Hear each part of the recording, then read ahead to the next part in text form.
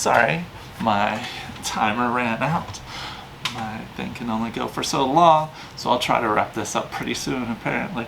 Anyway, a better example is that the people who are in South Texas, right? The people in South Texas, they could cry because a hurricane is coming, or they could leave, right? I mean, like, obviously there's still ways in which the hurricane will do things, but if you're at a point that you can still enact change, that you don't need to weep while others are weeping for something that isn't set in stone, right? So just a little counterpoint, but empathy still very, very important. And then the last thing, and the thing that's the most obvious, is they stayed quiet, right? Job 2:13, just a crazy, crazy show of just amazing love for their friend, right? Then they sat on the ground with him 7 days and nights, but no one spoke a word to him because they saw that his suffering was very intense.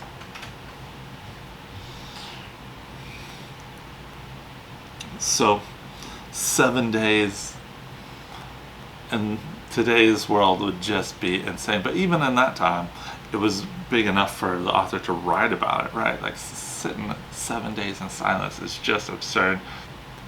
It just shows how humble they were, right? We'll see later on that they might not have been the most humble, but they were able to show that in the time of need, right? 7 days probably is a bit much now, but the most important thing to think about with being silent is that your opinion is not always going to help everything, right?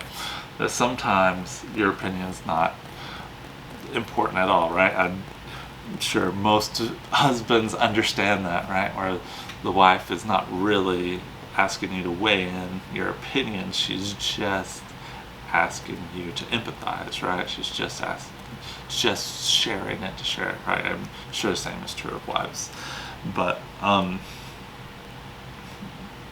that's incredible.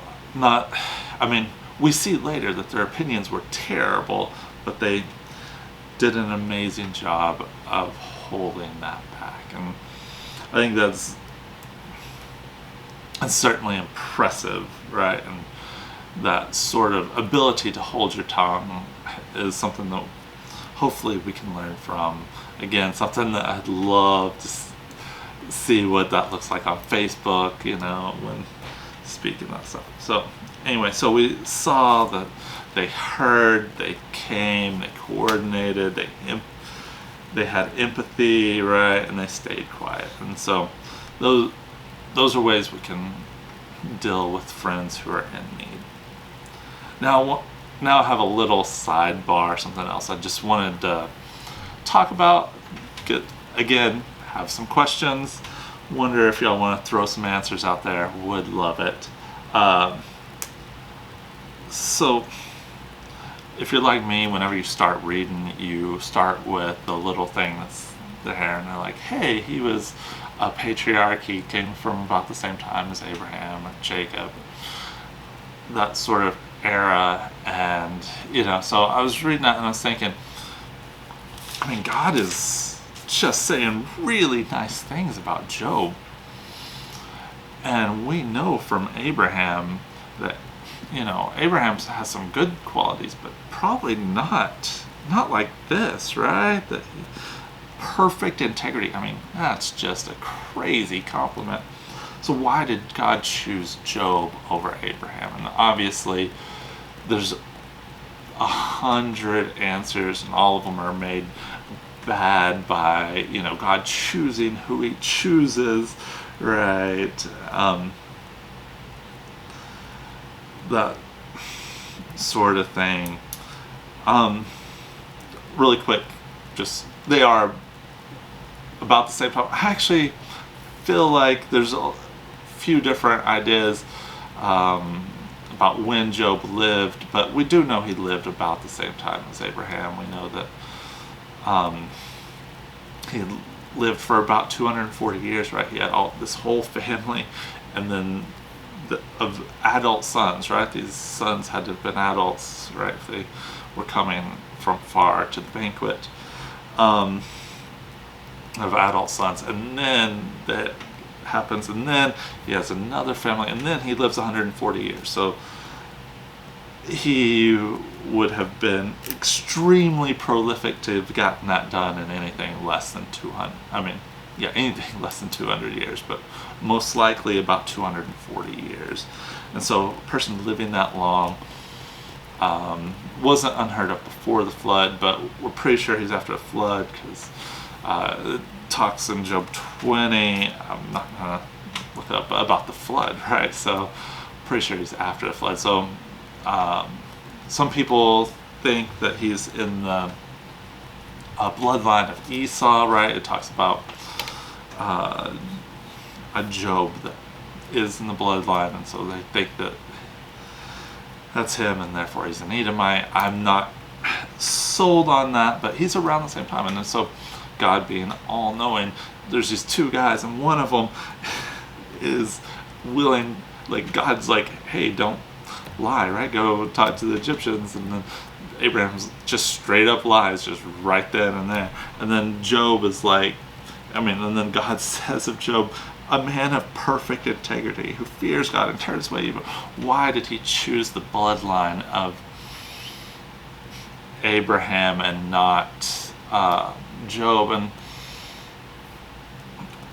obviously there's a lot of answers, and this is just my opinion. Again, I'd love to hear y'all's ideas, but while we're reading this, I'm sure you're noticing God is glorifying himself through Job's ability as a friend, right? Job is defined to us by his friendships, right? He was a father to many, right? I forget, I didn't count, right? Father to many, right? He was, in his life, I'm sure God glorified himself through Job in 100 ways, but in the book, I think God is specifically glorifying himself through Job's friendship. And in Abraham's life, God specifically is glorifying himself through Abraham's ability or his fatherhood, right? And I think that, we're still talking about both, thousands of years later, so we know that, I'm sure Job was a good father, I'm sure that Abraham was a good friend, but that God often has a specific way in which he's glorifying himself. And that's my guess, right? And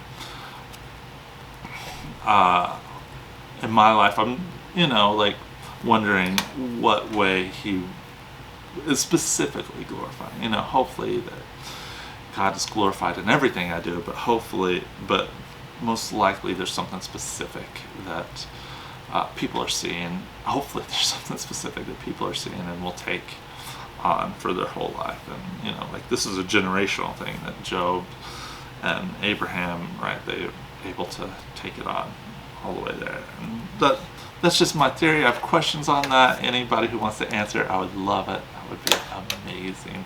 Anyway, that's it. I hope you all have a wonderful week, and we'll see you on Sunday. All right.